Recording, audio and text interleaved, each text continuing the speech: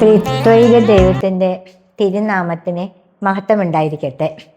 ഇന്ന് നമ്മൾ ചിന്തിക്കാൻ പോകുന്നത് വിശുദ്ധ മത്തായി എഴുതിയ സുവിശേഷം 10-ാം അധ്യായത്തിലെ 38-ാം തിരുവചനമാണ്. എന്നെ അനുഗമിക്കാൻ ആഗ്രഹിക്കുന്നവർ എൻ്റെ കുരിശുമെടുത്തുകൊണ്ട് എൻ്റെ പിന്നാലെ വരട്ടെ. ഇതിന് വലിയ അർത്ഥങ്ങളാണുള്ളത്. ഈശോ എന്താ പറയുന്നത്? എൻ്റെ കുരിശുമെടുത്തുകൊണ്ട് എൻ്റെ പിന്നാലെ വരട്ടെ. അതിൻ്റെ അർത്ഥം നമുക്ക് മുമ്പേ കുരിശ് എടുത്തവനാണ് നമ്മുടെ കർത്താവ്.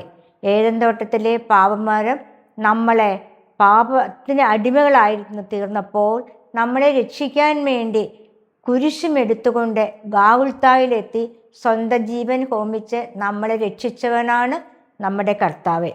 അതുകൊണ്ട് ഈശോ പറയുന്നത് എൻ്റെ കുരിശുമെടുത്തുകൊണ്ട് എൻ്റെ പിന്നാലെ വരിക എന്ന്.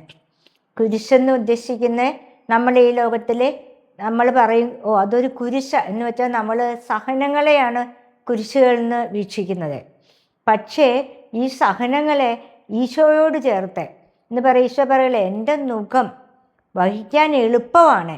അതായത് ഈശോയോട് ചേർന്ന് നമ്മൾ ആ കുരിശിൻ്റെ പിന്നാലെ പോകുമ്പോഴേ നമുക്ക് ആ കുരിശ് വഹിക്കാനായിട്ടുള്ള ഈശോ നമ്മുടെ കൂടെ ഉണ്ടാകും.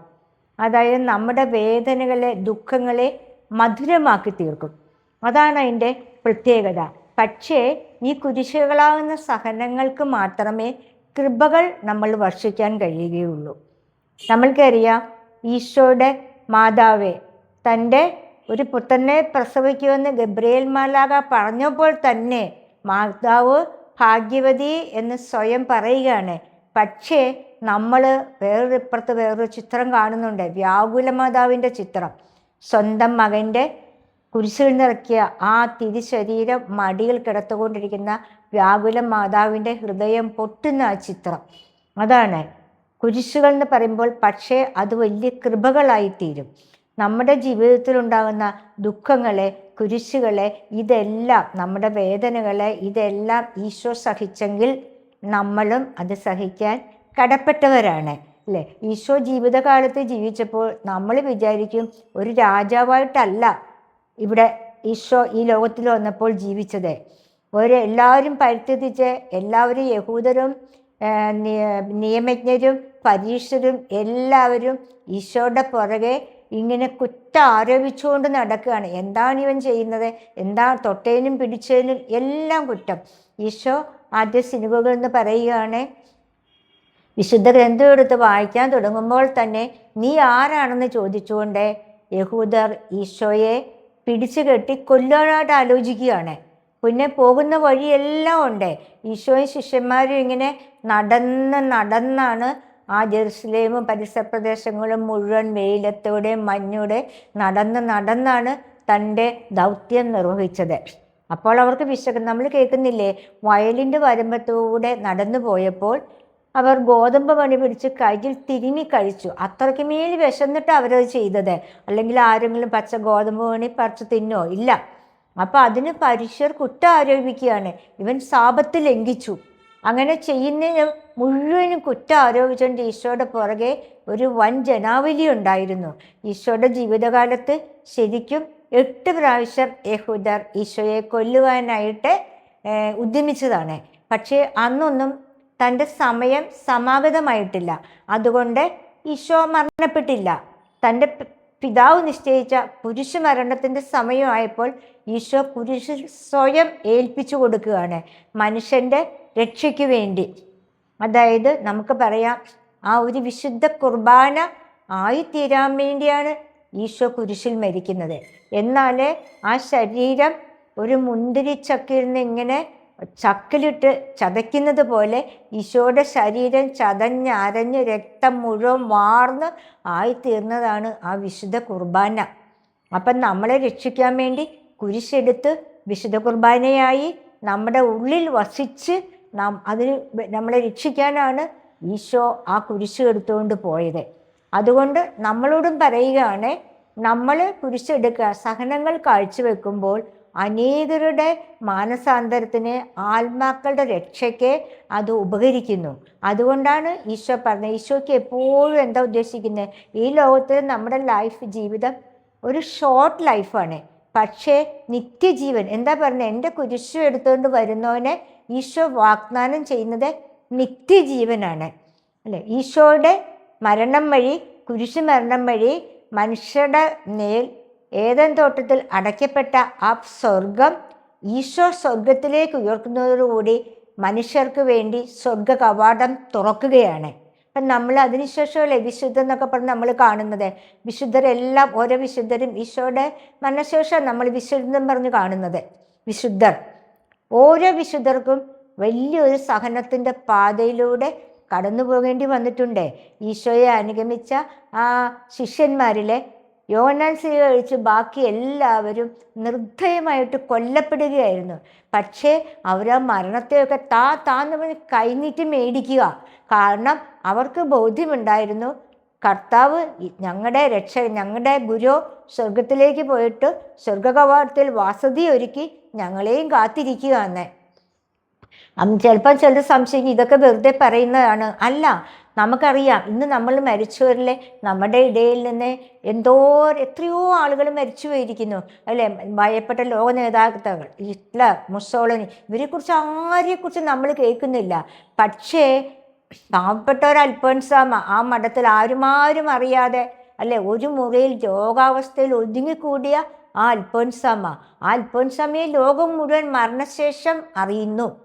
അപ്പം മരണശേഷം അങ്ങനെ ഒരു ജീവിതം ഇല്ലെങ്കിൽ അതിന് സാധ്യമാകുമോ? ഇല്ലല്ലോ.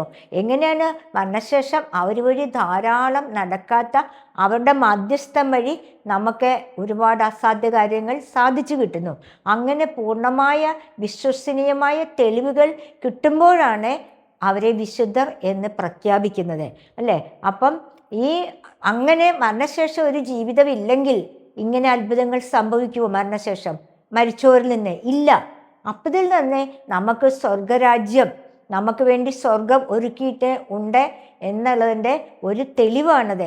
നമ്മുടെ ഇപ്പം കേരളത്തിൽ തന്നെ എത്രയോ വിശുദ്ധർ ഉണ്ടായിട്ടുണ്ട്. പ്രിയശ്യാമ ചാവറയച്ചൻ, ഇപ്പം നമ്മുടെ ഇടയിൽ നിന്ന് മരിച്ചുപോയ അജനക് ജോർജ് എന്ന് പറയുന്ന ആ പെൺകുട്ടി ആ വിശുദ്ധ കുർബാനയ്ക്ക് വേണ്ടി ജീവിച്ചു ധാരാളം സഹനങ്ങൾ കഴിച്ചു. ക്യാൻസർ വന്നിട്ട് നടക്കാൻ വെച്ചാൽ മുഖം കൂടി കാണിക്കാൻ സാധിക്കില്ല, അത്രമാത്രം സഹനങ്ങളാണ്. ഈശോ പറയില്ലേ, ഗോതമ്പ് മണി നിലത്ത് വീണ് അഴുകിയാലേ അതിന് ഫലം ലഭിക്കുകയുള്ളൂ. അപ്പം ഒരു ജീവിതവും നിലത്ത് വീണ് സഹനമാകുന്ന ആ നിലത്ത് വീണ് അഴുകിയാലേ അതിന് ഫലം ചൂടാൻ സാധിക്കുകയുള്ളൂ. അപ്പം അതുവഴി എത്രയോ ആത്മാക്കളുടെ രക്ഷ കിട്ടും. അതായത് നമ്മളൊരു സഹനം കിടുകയാണ്, നമ്മൾക്കൊരു വേദന എന്ന് വിചാരിച്ചോ, അല്ലെങ്കിൽ ഒരു ഓപ്പറേഷൻ, അല്ലെങ്കിൽ ഒരു മാനസികമായിട്ട് ഭയങ്കരമായിട്ട് വേദന വരികയാണെങ്കിൽ നമ്മളിങ്ങനെ പിറുപിറുത്തുകൊണ്ട് ഇത് അങ്ങനെ ശപിച്ചുകൊണ്ട് അതിനെ നേരിടുകയാണെങ്കിൽ ആ സഹനങ്ങൾക്ക് കൃപകളാകാൻ പറ്റുകയില്ല.